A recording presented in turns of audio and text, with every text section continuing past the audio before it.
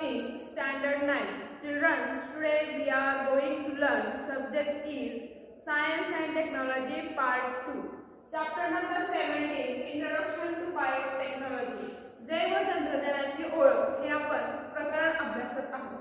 तर पाठीमागच्या तासात आपण ॲनिमल टिश्यू जे टाइप्स आहेत तर त्याविषयी डिस्कस करत आहोत. तर त्याच्यामध्ये जो फर्स्ट होता इपिथियल टिश्यू म्हणजे अभिस्तर उती. याबद्दल आपण पाठीमागच्या तासाला माहिती बघितलेली होती. म्हणजे इपिथियल टिश्यू मध्ये कोणकोणते टाइप्स म्हणजे कोणकोणते प्रकार आहेत, त्यांचं लोकेशन कुठं आहे, स्ट्रक्चर कसं आहे किंवा ते फंक्शन्स काय करतात याविषयी आपण इन डिटेल स्टडी अभ्यास केला होता. तर आज आपण सेकंडरी ॲनिमल टिश्यू आहे तर ती कनेक्टिव्ह टिश्यू.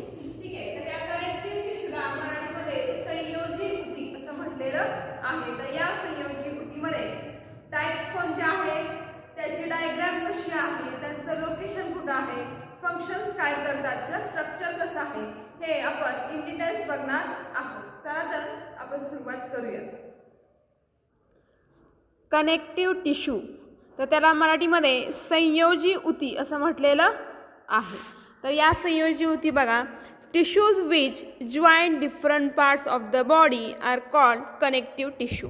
म्हणजे शरीराचे वेगवेगळे जे पार्ट्स आहेत तर ते एकत्रित जोडण्याचं जे काम आहे तर ह्या टिश्यूज करतात, म्हणून त्यांना कनेक्टिव्ह टिश्यू असं म्हटलेलं आहे. Cells in this type of tissues are loosely arranged with a ground substance in the free space in between. तर याच्यामध्ये ज्या सेल्स आहेत म्हणजे पेशी आहेत तर त्या लूज आहेत म्हणजे सेल्सर आहेत. त्याच्यामुळे सेल्सर असल्यामुळे ground substance in free space in between. तर सेल्सर असून त्यातील ज्या मोकळ्या जागा आहेत तर त्याच्यामध्ये ते आधार म्हणून बनलेल्या असतात. द ग्राउंड सबस्टन्स तर हे जे ग्राउंड सबस्टन्स आहे तर त्याच्यामध्ये मे बी लाईक सॉलिड घनरूप, लिक्विड द्रवरूप, वॉटर और जेली लाईक किंवा जेली सदृश्य ते दिसतात. ओके, तर आता हे कनेक्टिव्ह टिश्यूचे टाइप्स आपण बघूयात. तर टाइप्स दिलेला आहे प्रकार, ॲपिरियन्स म्हणजे डायग्रॅमॅटिक आकृती कशी आहे, लोकेशन स्थान कुठे आहे, स्ट्रक्चर स्वरूप कसं आहे आणि फंक्शन याविषयी आपण माहिती बघूयात. ओके, तर फर्स्ट जे आपल्याला दिलेला आहे टाइप तर तो आहे ब्लड. ब्लड म्हणजे रक्त, सर्वांना माहीत आहे. रक्तची जी डायग्रॅम आहे तर तुम्हाला या ठिकाणी ब्लडची डायग्रॅम दिसेल. RBCs and WBCs. RBC म्हणजे रेड ब्लड सेल म्हणजे तांबड्या पेशी आणि व्हाईट ब्लड सेल म्हणजे पांढऱ्या पेशी. या ठिकाणी तुम्हाला कलरवरून ओळखू शकता तुम्ही. ओके, याचं लोकेशन कुठं आहे बघा, क्लोजली सर्क्युलेटरी सिस्टीम. तर बंदिस्त जी सर्क्युलेटरी सिस्टीम म्हणजे रक्ताभिसरणची संस्था आहे तर त्याच्यामध्ये हे ब्लड प्रेझेंट असतं. यांचं structure erythrocytosis, leukocytosis and platelets in a liquid plasma. तर याच्यामध्ये अर्थोसायटोसिस, लिकोसायटेसिस आणि प्लेटलेट्स म्हणजे रक्तबिंबिका तर हे लिक्विड प्लाझ्मा तर त्याच्यामध्ये प्रेझेंट असतो. म्हणजे रक्तामध्ये लोहित, रक्तकणिका किंवा श्वेत रक्तकणिका ज्या आहेत तर त्या व रक्तबिंबिका तसेच हे सगळे लिक्विड प्लाझ्मामध्ये म्हणजे द्रवरूप म्हणून आधारक काम करत असतात. फंक्शन्स बघा, transport of oxygen, nutrients, hormones and waste. तर यांचं कार्य जे आहे ब्लडचं तर ते आहे ऑक्सिजनचं वहन करणं, तसेच पोषक द्रव्य आहेत त्यांचं वहन करणं किंवा जे हार्मोन्स आहेत तर त्यांचं ट्रान्सपोर्ट करण्याचं किंवा जे वेस्ट म्हणजे टाकाऊ जे पदार्थ आहेत तर त्यांचं सुद्धा वहन करण्याचं काम हे ब्लडमध्ये केलं जातं. ओके, तर second types of connective tissue is lymph. लसिका त्याला मराठीत म्हणतात. त्याची डायग्राम तुम्ही बघू शकता. Location all around the cells in the body. शरीरातील पेशींच्या सभोवताली या प्रेझेंट असतात. Structure fluid oozed out of blood capillaries contains leucocytes and liquid ground substance.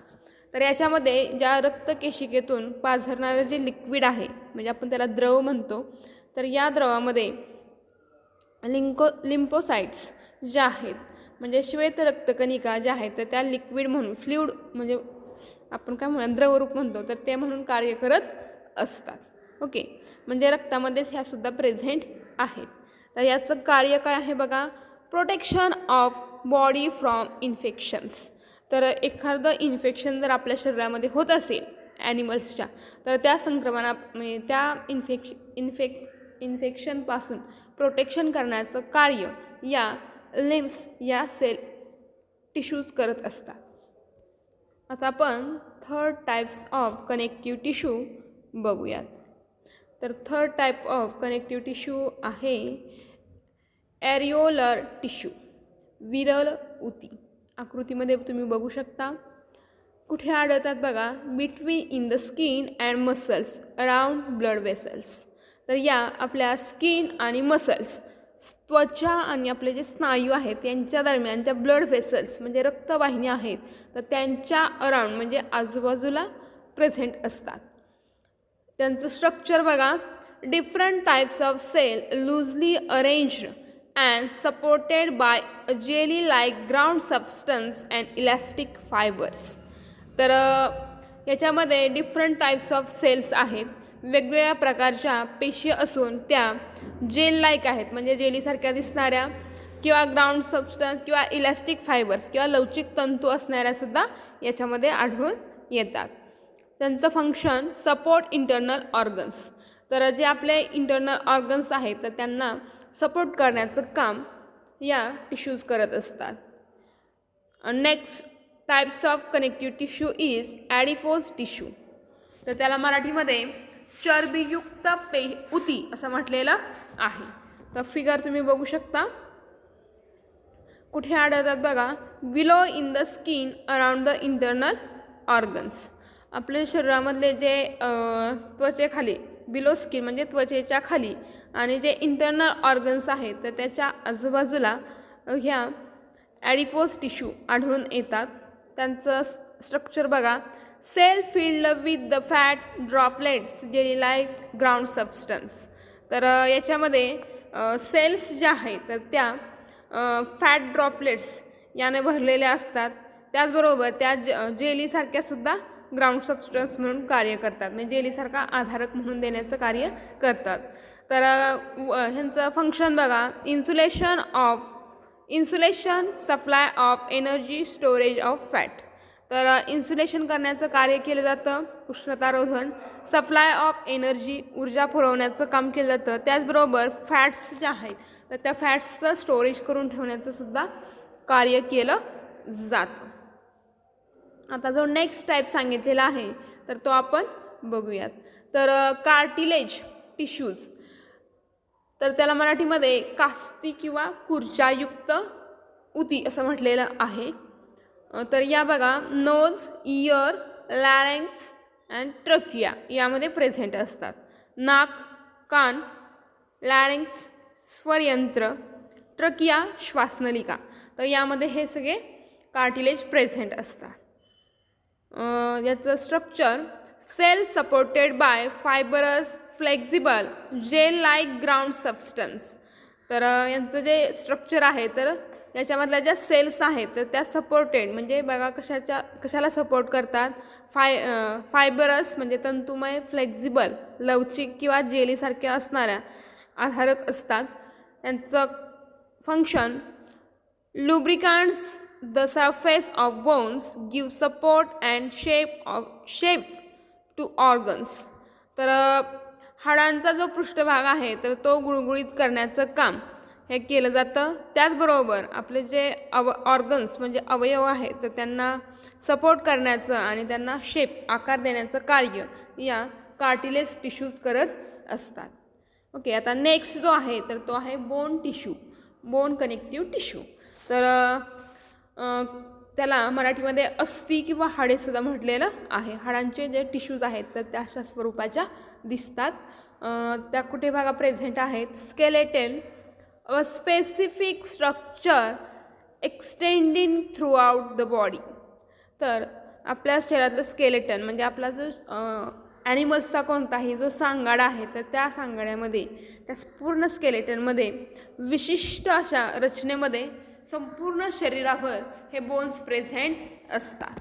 Okay, तर यांचं स्ट्रक्चर बघा कसं आहे. Osteocytes embedded in solid ground substance made of calcium phosphate. तर कॅल्शियम फॉस्फेटपासून बनलेला हा सॉलिड घटक आहे. त्यात ऑस्टिओसाइट्स या पेशी त्याच्यामध्ये एम्बेडेड म्हणजे रुतलेल्या असतात. ओके, आता याचं function support and protects different organs, help in movement. तर शरीरातले जे सगळे ऑर्गन्स आहेत तर त्या ऑर्गनला सपोर्ट म्हणजे आधार देण्याचं काम, त्याचबरोबर संरक्षण, प्रोटेक्ट म्हणजे संरक्षण करण्याचं काम हे बोन करत असतात. त्याचबरोबर आपल्या ज्या मुवमेंट्स आहेत तर त्या मुवमेंट्स म्हणजे हालचाली करणं यातसुद्धा फंक्शन केलं जातं. आता नेक्स्ट जो आहे तर तो टाईप बघा, टेंडॉन्स अँड लिगामेंट्स कनेक्टिव्ह टिश्यू. तर त्याला स्नायुरज्जू, टेंडॉन्स म्हणजे स्नायुरज्जू व लिगामेंट्स म्हणजे अस्थिबंध. तर यांची आकृती तुम्ही इथं बघू शकता. ओके, टेंडॉन्सची ही आणि लिगामेंट्सची ही. तर याचं डायग्रॅम बघून झाली. आता यांचं लोकेशन कुठं आहे बघा, ॲट द जॉईंट्स, म्हणजे ज्या ठिकाणी सांधा, जॉईंट्स म्हणजे जे सांधे ज्या ठिकाणी आहेत तर त्या ठिकाणी म्हणजे हाताचा असेल किंवा गुडघ्याचा असेल, कोपरा आपला जो म्हणतो आपण तो, किंवा बोटं जे आहेत आपली, तर त्या ठिकाणी जे सांधे आहेत म्हणजे जिथून आपला हात ओळतो किंवा पाय दुमडले जातात अशा ठिकाणी हे प्रेझेंट असतात. यांचं जे स्ट्रक्चर आहे तर ते बघा, टेंडॉन्स जे आहेत म्हणजे स्नायू जे आहेत तर ते बघा, स्नायुरज्जू कसे असतात तर फायबरस, तंतुमय, स्ट्रॉंग मजबूत असतात, लेस इलॅस्टिक म्हणजे कमी लवचिक असतात. ओके, आता लिगामेंट्स कसे असतात बघा, अस्थिबंध, स्ट्रॉंग मजबूत, अँड हायली फ्लेक्झिबल मजबूत असून त्याचबरोबर ते जास्त लवचिक असतात. त्यामुळे आपण इझिली आपले हात किंवा पाय असतील तर ते मूव्ह करू शकतो. टेंडॉन्स बघा काय काम करतात, जॉईंट मसल्स टू बोन्स. तर स्नायू जे आहेत आपल्या शरीरामध्ये मसल्स, त्या मसल्सला हाडांशी जोडण्याचं काम केलं जातं. लिगामेंट्स जे आहेत तर ते ligaments joint to bones to each other, तर दोन हाडे एकत्र जोडण्याचं कार्य यामध्ये केलं जातं. ओके, सर्वांच्या लक्षात आले तर सर्वांनी व्यवस्थितरित्या त्याचं रीडिंग करायचं आहे. थँक्यू.